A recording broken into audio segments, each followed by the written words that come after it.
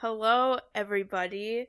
Welcome Hi. to the latest episode of Pineapple Headache. Welcome to the headache. Yes, welcome to the Headache. I'm Madison, and I'm here with... Christienne. Wow, don't sound too excited. And today we will be talking once again about racism. Because Madison's high school brought the tea. Yes, which we'll get into that shortly. But yes, so we are talking about racism specifically of the Catholic high school variety. Yeah. Well, maybe we should establish, the Where high we went to schools high that... school. Yeah, where we went to high school. Especially you, because, one, I feel like Mine is this like a lot. topic in particular is very apparent in your high school. Your high school It's is like, pretty famous, also. yeah. Also, just like our schools are, I feel like we're just really different too, with like the demographics and all that as well. Yeah. Mm-hmm. Yeah. Or even just like Houston and Sacramento in general are also like different with the whole Catholic high school thing. Because in Sacramento, since it's like kind of a city, that's like a generous thing to say for Sacramento, there's literally only 4 Catholic high schools in the entire area, and it's basically 2 co-ed schools, one of which is like a Cristo Rey school, like Christian school, one of which is like I guess the quote-unquote normal or average, whatever, Catholic high school. And then the other 2 are all boys and all girls. So I went to the all-girls school, St Frncis. Since there were so few options for Catholic high schools in the greater Sacramento area, and just in NorCal in general until you get to the Bay Area, we were actually the biggest all-girls school west of the Mississippi when I was there. So we're one of the biggest all-girls high schools in the country because we had like around 1,100 people when I was there. So yeah, so there's a big variety of people there. You got your rich people, and you're just people who want to go to a all-girls Catholic school and their parents can either afford to send them or they get a scholarship or whatever. Yeah, how about you tell us about your school, Christienne? Yeah, well, the greater Houston area has a lot of Catholic high schools. Yeah, what is that like? What is it Like, like having options? Or I guess I other mean, people having there options? were a lot of options for Catholic high schools in my area because it was all under the Archdiocese of Galveston, Houston. So it wasn't just Houston, it included like another city that Mm-hmm. had schools there. Yeah, basically, well, I went to Catholic school my whole life, and the Yes. schools that I went to really pushed the whole thing of continuing a Catholic education from beginning to end, which ironically, like, I ended up going to a Catholic university, so Same. We're in the same boat. I guess it worked out in their favor. We're gonna get into this later, but I feel like there's a whole kind of classist issue kind of going around with Catholic high schools because tuition is very expensive for these schools. Like around the time Mm-hmm. I was applying for high school, tuition was ranging from about 10,000 to like $12,000 per year for one student. And my Mm-hmm. parents were like, "No, we cannot afford that for our 3 children." Yeah, because you're one grade apart, so. Yeah, so they were like, "We're not gonna shell out $30,000 a year when we have college to think about." Mm-hmm. Luckily, there was this high school, like Madison mentioned, they have a whole network of schools across the country, and it's called the Cristo Rey schools. I went to Cristo Rey Jesuit College Preparatory School of Houston, Wow. which sounds very fancy. But Yes. the school, well, okay, so like my school had a very special model with how we worked because the school is meant to provide a Catholic school education for people who cannot afford to pay like $10,000 to $12,000 for their kid for a Catholic school education. At my Cristo Rey school, you would pay max up to like $3,000 a month, $3,000 a year. A And month, it depends. imagine. Yeah, $3,000 a year, and it all depends on like your financial information. So like they would Mm-hmm. have to look into your financial records and all that to decide what you would end up paying for the education. And in return, each student would have to work at a company once a week. So I went to school 4 days a week and then went to work once a week. And I just did like Wow. basic clerical duties, but it was nice to kind of flex office Work experience experience. already. Yeah. Yeah, already on my belt. That's super useful. Yeah, so that was my experience. And also, I guess compared to like Madison's demographic, because I know you said you had like a range of like people going to Mm-hmm. St. Francis, but in my head, I just kind of think of rich white White people who girls. were the main demographic at your school. Yeah. I would say it's like, because I feel like with big cities like Houston or even like with LA, because there's a lot of Catholic high schools here. I feel like when there's more options for that kind of school, then it becomes a little bit more like certain schools are literally going to be all white and certain schools might be a little bit more diverse or whatever, just depending on that. But it's just like anybody in Sacramento was who was a girl who could afford to go or could get a scholarship would just go. So it's not as like, I feel like it's not as like predominantly white as like a lot of other Catholic all girls schools, especially the really small ones like around the country. But it was definitely still predominantly white for sure. So Yeah, yeah, I mean, Greta went there, and she's pretty yeah, white. she is very white, and Lady Bird as a film is also very white. Yeah. Oh yes, here's my obligatory reminder that I went to the Greta Gerwig school. And yet, where is Greta? I have yet to see her return to St. Francis and be like, hey guys, thanks for inspiring my movie that made a bunch of money and got an Oscar nomination. Here, let me help you sort out your own problems. I don't know where she is now. Well, It is what it is, I guess. it is what it is. But anyway, I don't think Greta would really care about the issues that's happening at your school anyway, regarding a certain racist incident there. Yes. Should I get into all that now, or should we, like, do the smaller things first, or what? What smaller things are you Well, like, talking because about? my whole thing is like a whole story from like last summer to now. So just like more, how about when we were there, like when we were both in high school, what we went through. Like at St. Francis, like since I'm pretty white passing, I didn't really endure a lot of just like person to person racism that I can remember. I feel like it was just more of like kind of the more systemic general things of like never really learning about Filipinos in school or learning about Asian American history because our history and classes are just so like white centric and Eurocentric, American centric, all those kinds of words. And then also when I was at St. Francis, like we were not allowed to have a black student union as a club. The closest we could have while I was there was a black Latino union because for decades black students at the school had been trying to start BSUs, and every time they did, the administration was like, oh, so what, you're gonna like exclude all the like white students? And because black students were such a minority at the school, they were like, this club won't be big enough to like sustain itself since there's like however, I don't know how many black people there were, but it was pretty small amounts. So they're like, you can't have this. And then eventually at some point before I got there, they were like, you can have BLU and just group yourselves with like the Latinx Blue? students. You Yeah, so said they're called blue? Blue. We were all just like, well, this doesn't really make sense. But all right. And then I was in like an after school Filipino club that involved parents. Like other clubs were like completely student run, so everything would happen during school. But when I started at St. Francis, my mom, without my consent, signed me up for a Filipino cultural club because she also wanted to be involved as a parent. And basically, it's pretty similar to like Filipino clubs in college with the whole like PCN thing, like putting on a Filipino cultural night. So every year we would basically just meet after school to practice Filipino cultural dances, and put on this like Filipino cultural night that was also a fundraiser for the school. And no, did we raise a ton of money? No, because it's kind of, I guess, a quote unquote niche thing because it's like there weren't like gazillion Filipinos in the area, but like I feel like the fact that it was literally like we're turning over any profits to the school just to kind of like pay them back or whatever for using the resources, even though we were all students and paying students of the school or whatever. Yeah, it got to a point because the club got really small. I think my senior year there weren't really as many girls participating, so the year after I graduated, which my sister was a sophomore then, they basically defunded the club and were like, the school administration was like, yeah, you guys are done. You don't make us enough money.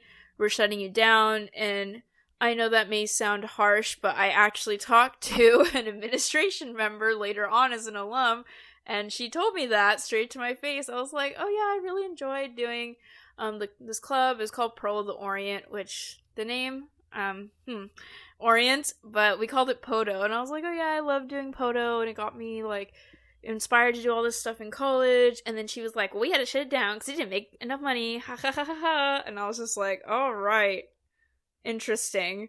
So then that happened, but yeah, that was like the major things. And then other than that, like stuff that would happen to school was just like general, just Catholic nonsense, like never being allowed to have any kind of like GSA, like LGBTQ plus safe space type club. Like my friends tried to do that when we were there, and it was finally like I think a couple years after I graduated, someone was able to make a club like that. They finally gave in, and I was just like, why does it take so long for these things to happen? Like how many like decades, how many classes of alumni were trying to make a BSU, and then they did not allow that to happen until within the last like 5 years. Like that's just insanity. Wow, that's a lot. I feel a little separated from like you talking about like the BSUs or like BLU, whatever that is. I But don't know. well, it's because Nobody like knows. I don't know what my high school is doing now, but I feel like at the time that I was in school, I don't think that was on anyone's mind when it came to like creating like spaces for like different groups. I think everyone was just going to just trying to get through and like finish as soon as they can. Yeah, I could see that. Well, it's because like we had like other clubs and we had like other like cultural events. Like we would always have this like event called International Night where like people would do like different. Usually it was tied to like a language class because like, we had like Spanish, Italian, and French and Latin taught at school. So they would do like Spanish dances and Italian stuff and all that. So and then we had a hula team, so then they would perform too. But like so they would make basically it was like established that there was space for like other cultures that were predominantly white and very little space for non-white and non-Western cultures. So it's like if you've already opened the door for there to be like, yeah, we're diverse, yeah, we're like doing all this stuff with cultures, it's like it becomes pretty apparent when you're not putting in the same effort and resources into like students of color. But you know. Yeah, that's a lot. Well, you can talk about because I know. Well, also because your school was like predominantly people of color, though, right? Yeah, well, okay, so I feel like I have to Because then that creates a different space as I well. yeah, I feel like I have to backtrack to exactly how my school formed because it was a whole unique kind of beginning for that. So, back in the day, I want to say around 2008 when the recession hit. There is this school in Houston called Strake Jesuit, and it's an all boys Jesuit school. And it's like very wealthy, rich, usually white boys who attend to that school, and they had, I guess, kind of like a chairman group or whatever, and they were like, we should think about opening a Cristo Rey school, which Cristo Rey was already established as a network of schools in across the country already, and they all follow the same model of education in which they provide a Catholic school education for people who can't afford it by letting students kind of work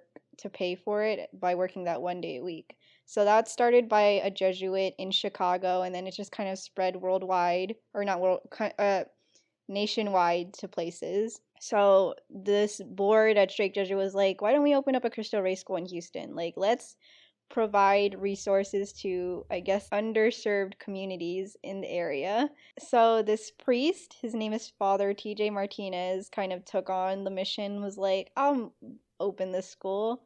So he somehow convinced, legend has it, like he somehow convinced Legend. this company to buy a building for $1. And this building was like, used to be another Catholic school that had closed down previously called Mount Carmel. And he bought the building for $1 because it was like damaged and pretty much wrecked. And he was like, I'm gonna build it back up and make it into Cristo Rey Jesuit. They opened their doors, and then like 4 years later, I ended up going to that school. So I was in the like literally the fourth class. I Wow. like my class was the one that completed a whole, oh, here's 4 different grades in the school now, and they're about, You were like the first one to do yeah, the full four yeah. years. The demographic at my school was mostly like brown and black people. Like Asian people and white people were the minority, so I didn't have too many other Asian Americans who I went to school with. Like, I guess, I mean, as like I had said before in previous episodes, like I didn't grow up around much Asian Americans or knew much about my Filipino culture aside from what I learned from my family. So I was kind of used to it because that was basically the people I would go to school with from like pre-K. So it was just a Mm-hmm. whole thing. But Yeah. I think in high school is when I started to really understand, or I started to realize the class divide between Cristo Rey and the other Catholic schools in Houston, because Mm-hmm. there would be times when, okay, so let me backtrack. So every student, like they Mm-hmm. have a whole college readiness program there.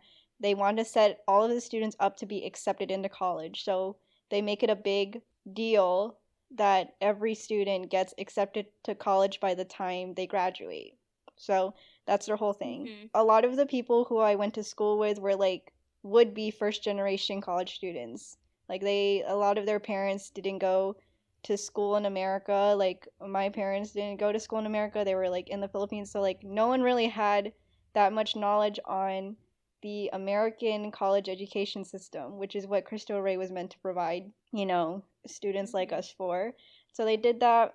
There would be times where we would go to college fairs that would be offered to all of the Catholic schools across Houston. And so we would Mm-hmm. go, and I feel like back then all of us kind of felt this sense of like doubt and insecurity because you have all of these other Catholic schools who are like, they have all these resources, like they're very well established into the system, and like they walk around just carrying themselves a lot higher and like more knowledgeable of these things. Meanwhile, we're all just trying to figure it out as it is, which is Mm-hmm. weird because like all of us were wearing uniforms, like all of us looked very, I guess, dignified and like in, Formal. yeah, formal wear and all that, but yet I feel like me and a lot of my friends felt kind of, what's the word, kind of, I don't know, kind of looked down upon just because Mm-hmm. everyone was just kind of like, oh, like why would you want to apply to this school, like I don't think you'd get in, or like I feel like people had very fixed ideas on what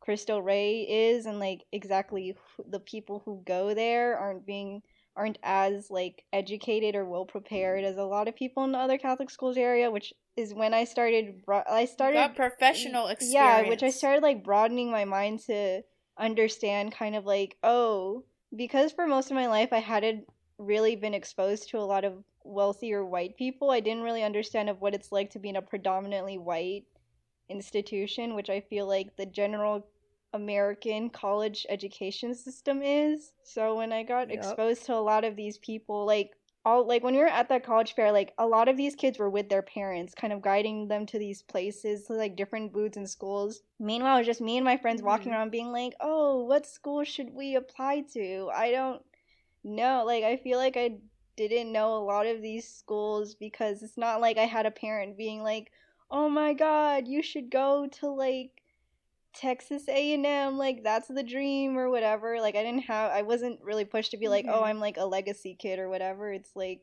I had to like figure out what school I wanted to apply to. I had to figure out what the FAFSA application was.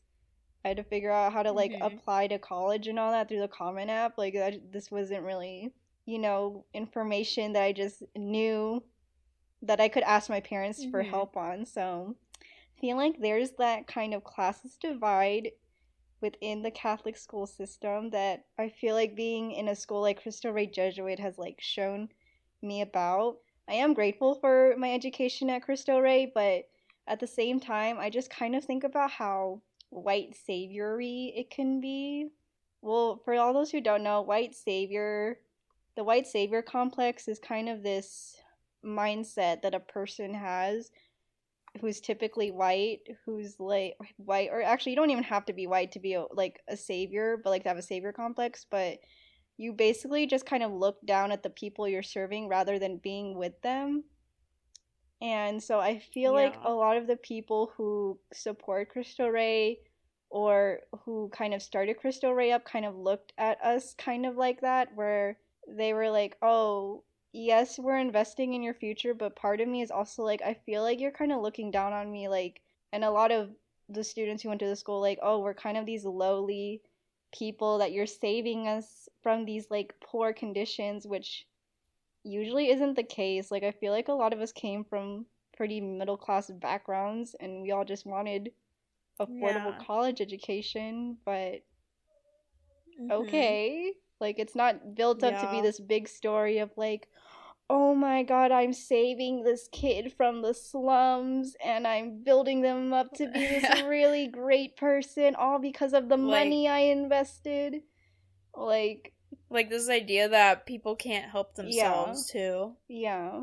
Like that's great. So I'm assuming then LMU was definitely a change. I feel like everything leading up to that kind of, I don't know, I guess prepared me because I wasn't prepared to step on foot to a PWI because I just, again, like I didn't grow up around a lot of white people. So I was just like, oh, I don't Mm-hmm. understand what's happening here. Like, some people are pressed about things I don't understand. Yeah. Everyone's, That's so wild because for me, LMU was the most diverse school I've been to. I mean, it's obviously still a PWI, but I just think it's so interesting how it's like so much of like where you went to school before, the community you live in or whatever. It's like your perspective can be like completely different. Because I've known plenty of people who are like LMU was like the whitest space they've been, and like then people like me where we came from like super PWI stuff before, it's like, whoa, there's like actual kind of diversity here, or it's like it's quote unquote more diverse, I guess is the real way of saying it. Like there's actually like more people of color. Like my time at LMU was the first time I had almost entirely like 99% friends of color because that just wasn't really possible before any other school I got, or my K through 8 school or St. yeah, well, Francis. I think like definitely going to LMU, like I definitely learned I've met a lot more Asian Americans for sure. I feel like Yes, I think that's the thing we have in yeah, common I feel there. like it's like a question of diversity.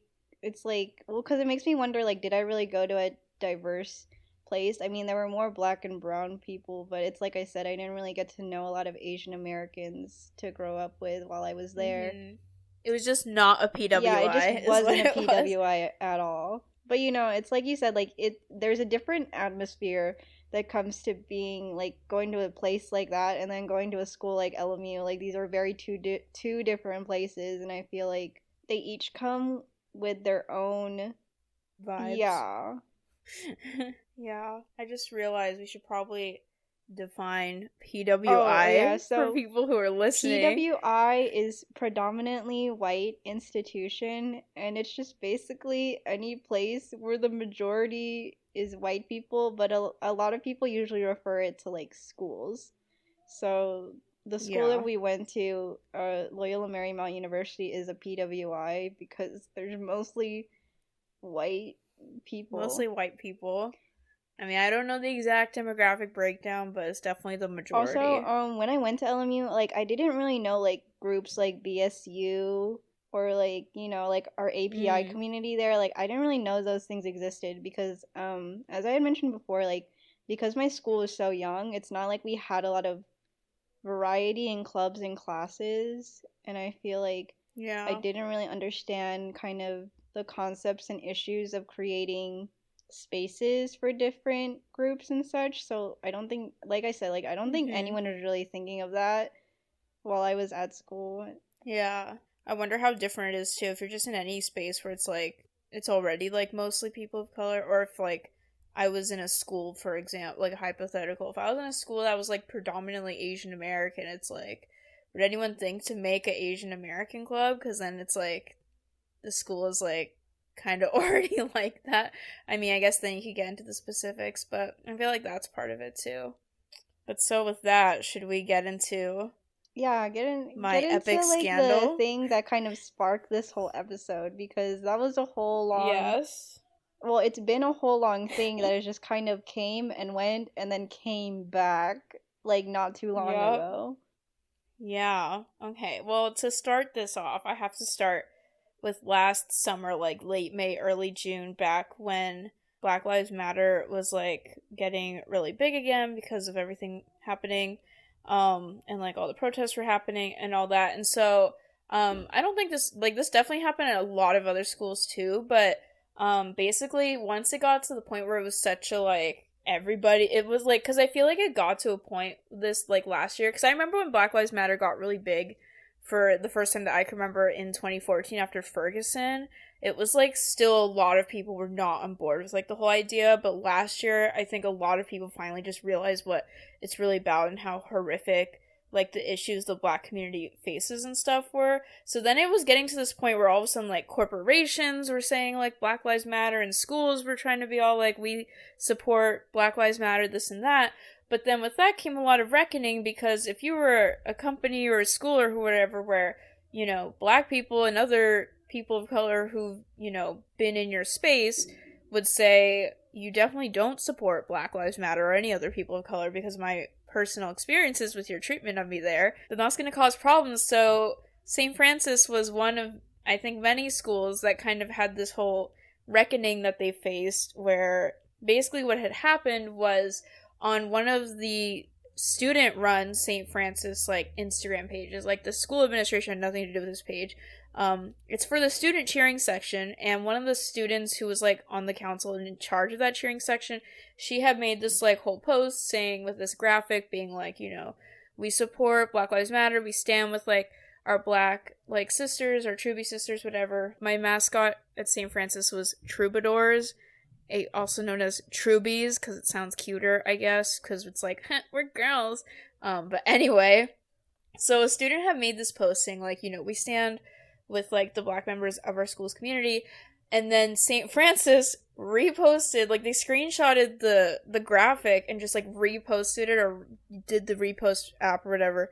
They reposted it to their main Instagram account, and with like just being like, we stand with our Black students and our heart is with you. And then I think they probably said something religious, and then immediately everybody was just kind of like, well, that's interesting, because that was definitely not the tone when I went to school here. I especially noticed that a lot of the people who were really at the forefront of like, because what had happened was a lot of people started commenting saying like, yo, that's not what happened when I went to school here. And a lot of people who I noticed being on like kind of the forefront of it was actually people from my sister's class, because my sister graduated in 2019. So they were like just 1 year out from graduating. So it's still very recent for them. So a lot of the students of color from her class, because a lot of them had tried to organize and help like educate the administration while they were at St. Frncis, and from what I can tell, I don't think they were like, the administration was, you know, as willing to listen as they should have. So with that pain still like, you know, fresh for them, they came in and they were like, you guys literally were not there for us our 4 years, and like, you know, you're not here now, nothing's changed. And then a lot of alumni especially started sharing it with each other, because one of the things that St. Frncis likes to pride itself on is like the whole sisterhood thing of being an all-girls school. So we have a pretty tight alumni network, I would say. But with as cool as that is to brag about, that means that if you F up, like that's gonna spread really fast, and everyone's gonna make sure that like they're coming back to you to be like, hey, we know what you did. Especially because I feel like it's an all-girls school, so gossip happens, because, you know, teenage girls. And, like, yeah, gossip is bad, but I have to say, I feel like I did get some good gossip skills from there, so this stuff's gonna travel fast. Like, you cannot hide things from us.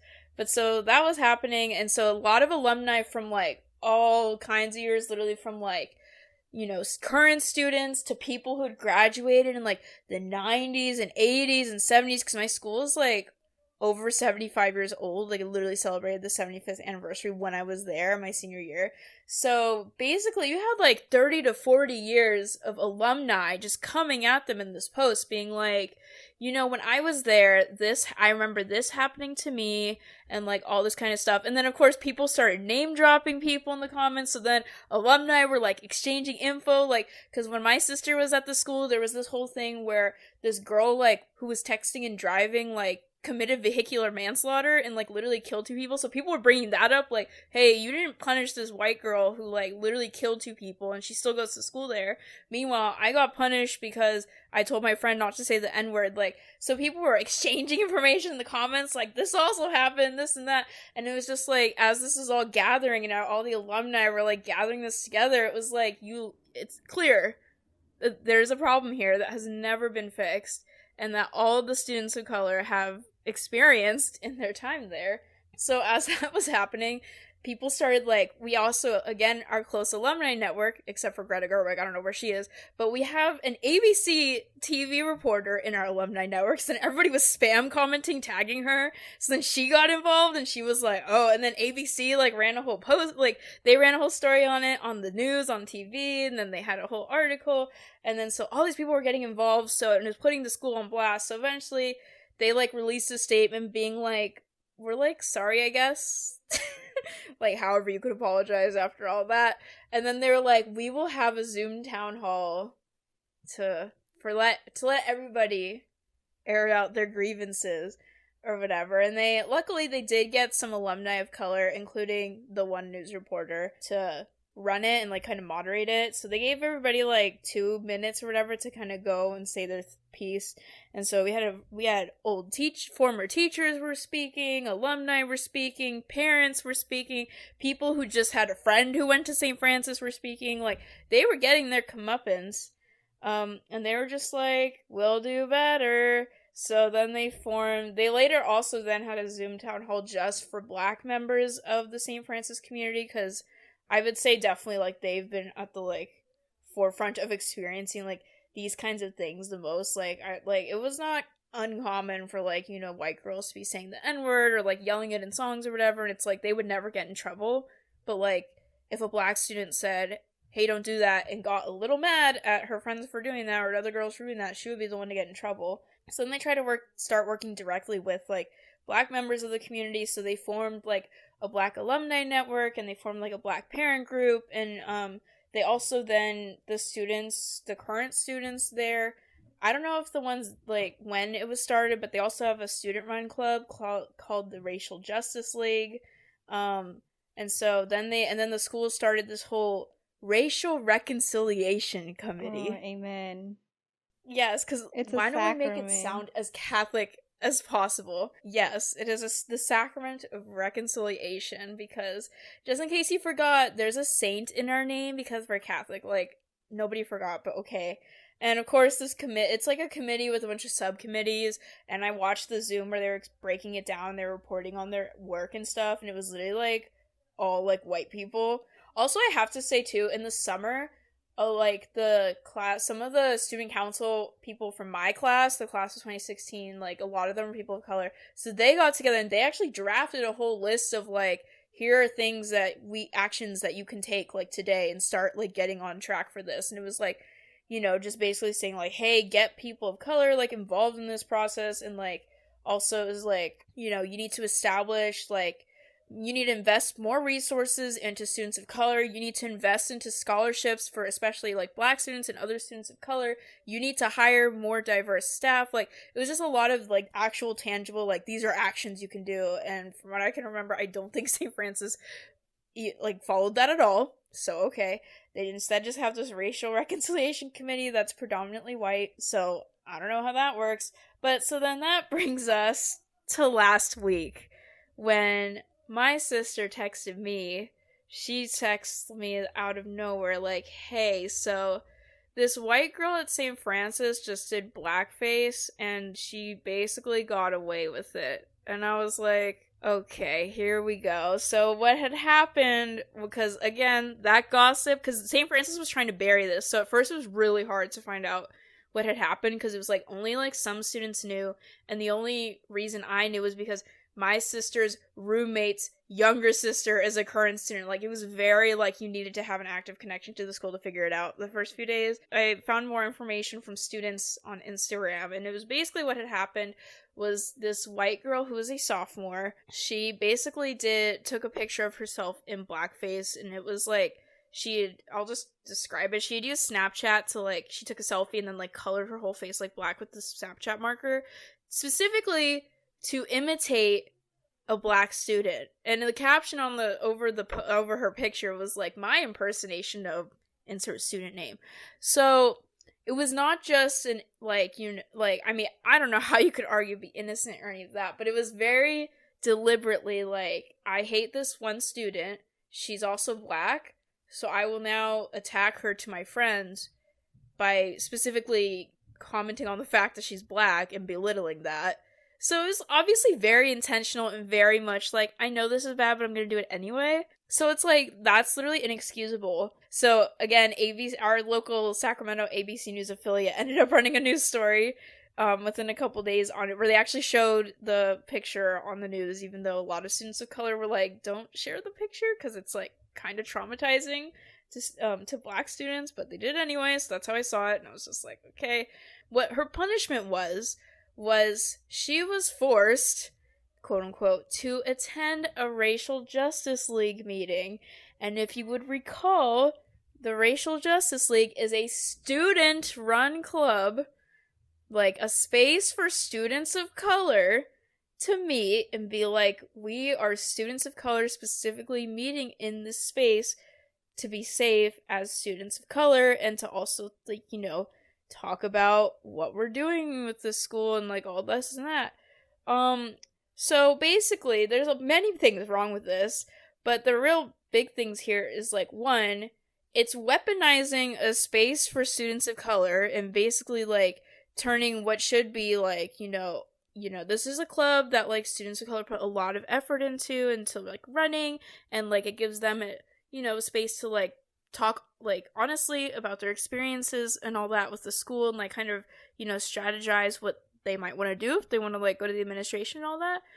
It turned that into a weapon to, like, get back at white people, but, like, white people took it and turned it into a weapon to, like, punish white students. Also, just the fact that it's, like, this is a student who did this, and instead of adults being like, you need to know why this is bad, they put literal minors in charge of fixing this problem, which I frankly just think is really inappropriate, because it's like, first of all, this is a school. Your adults are there to teach us their job. So I don't know why you're putting other students in charge of that. And it's like, they just have to use their trauma to, like, appeal to this white girl who clearly had her mind made up already, because she was, like, a sophomore. So she's, what, like 15 or 16? Like, that's old enough to be very intentional with this thing. The reason this girl is racist, you know, is because she comes from a family or home environment where, regardless of if they explicitly taught her that or not, they seem to tolerate it, and they never sat her down to be like, don't do that. Yeah. So I feel like there needs to be some form of consequence. When you were telling me about this story, I was just like, I feel like this girl, like, not like that whole, because that wasn't really a punishment for her. It seemed like a punishment for everyone else that wasn't deserved.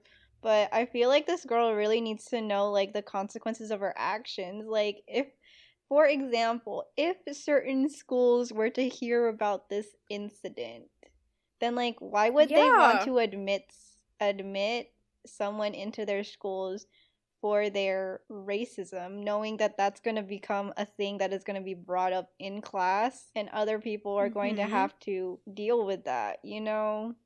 Yeah. And it's like, she just, like, I don't know how this is going to change her heart, because, you know, there's not that many students of color at St. Francis. Like, a lot of them are going to know each other. A lot of them are probably friends with her. So a lot of them are going to feel this really personally, too. And even if they're not friends with her, the fact that they're also black, or the fact that they're also people of color, knowing there's a girl with this much, like, hatred, like, that's very damaging to them. And, like, you're basically expecting them to, like, put aside this hurt so that they can teach her. And it's like, no, they deserve to be mad. They deserve to be hurt. They deserve a space to vent this and be like, this is really effed up. Why are we dealing with this? Why is this happening? But no, instead they're being expected at, you know, this ages of 14 to 15, 16, 17, 18. They're being expected to just put that aside, box it up, be nice to your Truby sister, and tell her why it's wrong. Like, no! And part of the reason this punishment has been so lackluster, that came out over the weekend, was finally, I'm sure a lot of the current students knew this already, but finally it was starting to reach the alumni.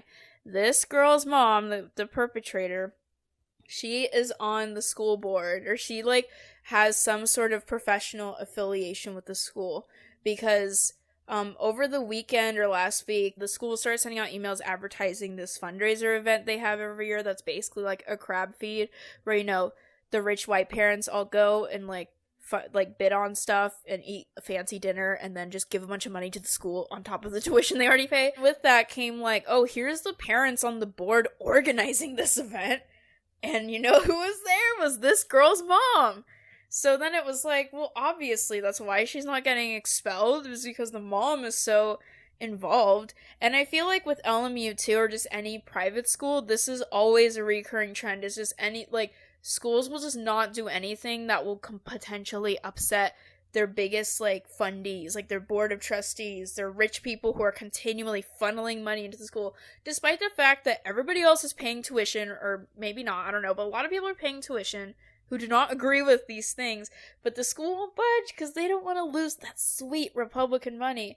And it's just like, how can you even call yourself Catholic at that point? Like, that's, like, what would Jesus be doing in this situation? Mm-hmm. I don't think he would be like, yeah, let's just let the racist girl stay. Like, no! And it's like, I get it, these schools need money to run, but, like, you shouldn't build your school dependent on racist funders, which I guess is a real systemic issue when your school is, like, 80 years old, like St. Francis. But so the last update on this story, which throughout all of this, at least to the outside world, St. Francis has been very silent, because I think they've had a couple Zooms, like, with just the students. I feel like now a lot of, like, Gen Z teenagers just have kind of more of, like, the language and knowledge and tools to, like, organize around these things and, like, say, like, oh, I experienced that too, like, why don't we, like, now it's, like, with social media, you kind of have a better idea of, like, oh, here's how we can, like, approach, like, addressing this and, like, figuring out the root of the issue, figuring out how to fix this in our school community because we're tired of this, like, you know. So it's, like, a lot of them have been very, like, you know, active on Instagram, like, getting people, like, really involved and stuff, to the point where they actually organized with, like, they did this in tandem with the Black Parent Group, and I think the Black Alumni Group Network, I forget what it's called, where they actually organized a protest at the school yesterday. From what I could see, that was happening, and it was actually on the news. ABC actually sent out news crew there to, like, film it, and it was live streamed on Facebook. So there's a lot of publicity around it now, and it's, like, there's a lot of people, like, involved. It's not just, like, a student problem, like, it's a whole community thing, like, everybody's, like, getting involved. So there's definitely a lot of pressure being put on St. Francis to, like, be a lot more transparent, because, like, literally all this information that I knew about it, I would not have known from St. Francis themselves. It's only because I know how to get gossip from people. Like, in conclusion, I don't know where this is gonna go. I can only hope, for the sake of all the Black students and other students of color there, that things get better and St. Francis finally listens and, like, does something properly in this situation. But as far as I know right now, the girl still goes to school there, hasn't had any other real form of punishment. I mean, obviously, I feel like the real form of punishment here would be expulsion. When you were talking about, oh, like, all of these students of color, like, they are just kids, when that's also used as kind of, like, a defense for the girl who committed a racist act, of, like, she's just a child, she doesn't know better, like, I feel like you gotta be pretty, like, intentional to be able to do that. And it's like, yeah, these kids are still developing, but at the same time, like, I feel like you can only learn when you are held accountable. And, like, if you really care, then you would want to try and fix that mistake that you made. Like, and it's, if I were, like, I cannot, like, I would just not, I cannot believe that she didn't know what she was doing, because even when we were in high school, like, almost a decade ago, before Black Lives Matter got big, before social media, before people had smartphones, like, you know, we knew when we were painting our faces for homecoming rallies, since my class, our colors were yellow and black, we knew, oh, we shouldn't paint our entire faces black because that's blackface. We didn't need Twitter to tell us that. We just knew that at that age already, from just, you know, talking to other people, like, you know, just knowing, like, basic things like that. And I, like, at the time, I didn't really know much about blackface, but once I heard someone mention it, I was like, oh yeah, that makes sense. And that was like, it. around the atmosphere that you grew up, like, if the parents do tolerate it, and, you know, kind of the thing, like, if you end up going to a PWI where you were kind of raised with a similar upbringing where those things are tolerated in the place where you grew up, then no one's gonna learn because everyone's gonna think it's acceptable. And so I feel like going to a PWI and having to be the person to be like, hey, that's not right and that's not okay to say, is such an uncomfortable and vulnerable spot to be put in, because now you are upholding the responsibility of, like, proving that that is wrong against a lot of people who think it's right, you know? Even at the core of this specific example is literally just bullying, which I don't remember bullying being like a, oh, you know, No, we all knew that bullying was wrong. Yeah. That's literally at the core of the thing. She was specifically targeting another student to be like, ha ha ha, I think the student's dumb. Like, bullying at the core of it is bad and should not be tolerated. I just, like, it's like, stuff like that just does not help. And it just contributes, like, to the problem. And it's like, nobody was, like, around when people were being, like, racist at that age, too. So, it's just a lot of, like, it's a problem that, like, kids learn from adults, and then adults just kind of cultivate by their own ignorance, lack of inaction, or their own not caring and stuff. So, like, when it happens, like, with this whole thing with St. Francis, it's like, you cannot put other students in charge of remedying that, when this is a product of adults failing, and they have failed another person, another generation. They've let this, cycle continue, this cycle of racism, and they let it continue in this one girl. Like, the parents, the teachers, everyone, every adult she's grown up around, like, that's just what that says to me. And I don't know how you can expect other, like, okay, yeah, she's a kid, but they're kids too. And it's like, you don't just let a kid who's, like, does a really effed up thing to another kid get away with it. But whenever it's a racist thing, people seem to start to think that way. So, okay, we're gonna end it there with our last message. Thank you for listening to another episode of Pineapple Headache. As always, racism is a headache. Yeah, everything is a headache. Jesus himself, I'm sure, has many headaches every single day because of this shit. Okay, thank you for listening. We'll see you. You can hear us next week. See ya at the next headache. Goodbye.